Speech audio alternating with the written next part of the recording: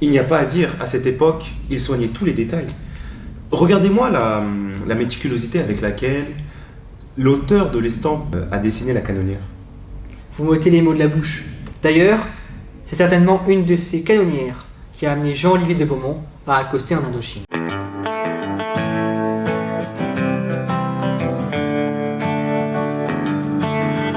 Reprenons là où nous nous étions arrêtés. Nous avons vu l'importance que revêtait Bac Ninh dans l'accessibilité de la capitale indochinoise de Hue. Il est temps à présent de nous concentrer sur la présence des forces françaises en Indochine. Monsieur Fischer, pouvez-vous s'il vous plaît nous afficher l'organigramme du corps expéditionnaire du Tonkin? Le général de Négrier commande la 2e brigade du corps expéditionnaire et compte notamment en ses rangs Jean-Olivier de Beaumont.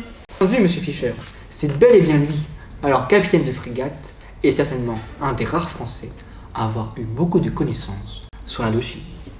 Cet homme lettré a en effet la particularité de résider à Ejong, un village localisé à proximité de Bac Ninh, depuis le mois de novembre 1883. Outre cette qualité qui, nous allons le voir, s'est révélée précieuse lors de l'opération, Jean-Olivier de Beaumont a présenté l'avantage de rédiger un manuscrit nous décrivant comment il a appréhendé cette bataille. Nous fions notamment à son témoignage tout le long de cet épisode. En avant pour les faits militaires de la 1re brigade. Le réveil s'effectue de bonne heure pour les troupes de Jean-Olivier de Beaumont. Ce réveil bien matinal s'explique par la volonté des officiers de ne pas évoluer sous une forte chaleur, les rayons du soleil indochinois étant tout juste intolérables pour les déplacements des militaires. On respectait en effet le fidèle adage « parti plus tôt, rentrez plus tôt ». 9 mars, journée 2. Le fleuve Rouge passé, la prochaine étape a été celle du canal des Rapides. Là aussi, l'entreprise prend du temps pour aboutir au 11 mars, où l'ennemi ne s'est pas encore une seule fois manifesté. 11 mars, journée 4.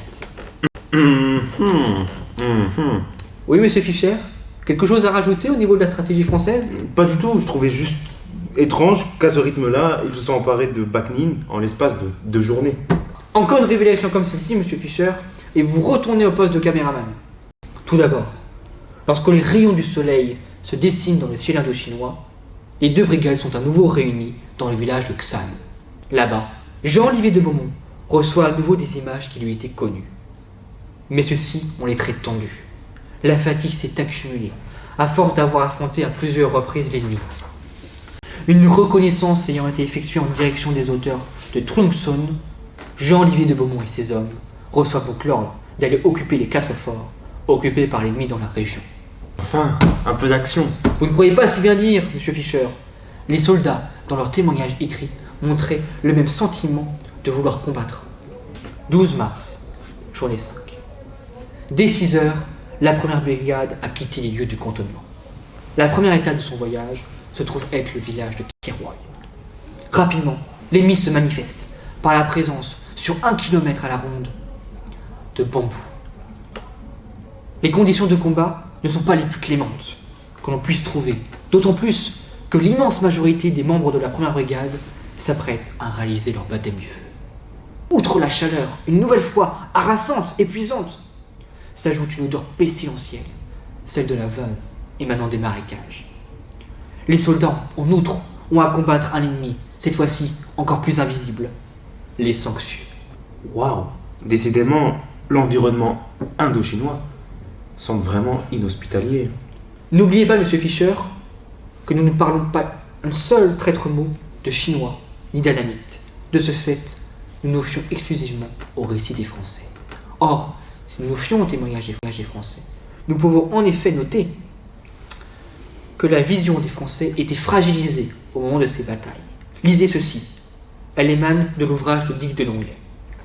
Un éclair sillonne l'espace, puis un nuage de fumée blanche, et un formidable coup de feu de mousqueterie s'ouvre alors simultanément sur toute la ligne, faisant bien des dégâts. Finalement, la situation se résout par l'avancée d'un colonel, le colonel Duchesne, qui, accompagné de ses quelques hommes, notamment des tirailleurs indochinois, réussit à prendre la position de l'ennemi. Néanmoins, il a perdu avec lui 30 Français contre 300 pour l'ennemi. Épuisés, Les troupes de l'avant sont à nouveau remplacées, cette fois-ci par une nouvelle avant-garde. Jean-Olivier de Beaumont et ses 3 compagnies de débarquement sont alors amenés à jouer un grand rôle dans cette bataille. Quelques heures plus tard, justement, va se produire un fait bien étrange. Ça m'intéresse. Vous faites bien, monsieur Fischer. Je vois que vous êtes un homme de qualité. En effet, cette anecdote résulte de l'initiative d'un très grand ami de Jean-Olivier de Beaumont. Il s'appelait Monsieur Oliveri. À 14 heures, Monsieur Oliveri et 60 hommes s'en vont à la rencontre d'une fortification chinoise. Se pose alors un véritable problématique pour eux. Cette fortification n'est accessible qu'à une seule et unique condition, emprunter un mince passage.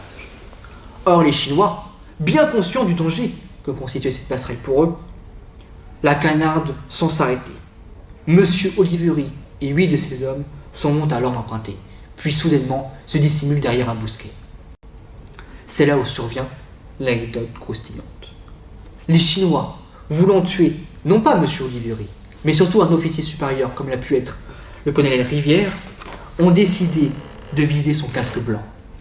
Le militaire, s'en rendant compte, a alors eu la malice de prendre son casque, de l'accrocher par une branche d'arbre et de faire croire à l'ennemi que leur tir nourri ne le tuait jamais.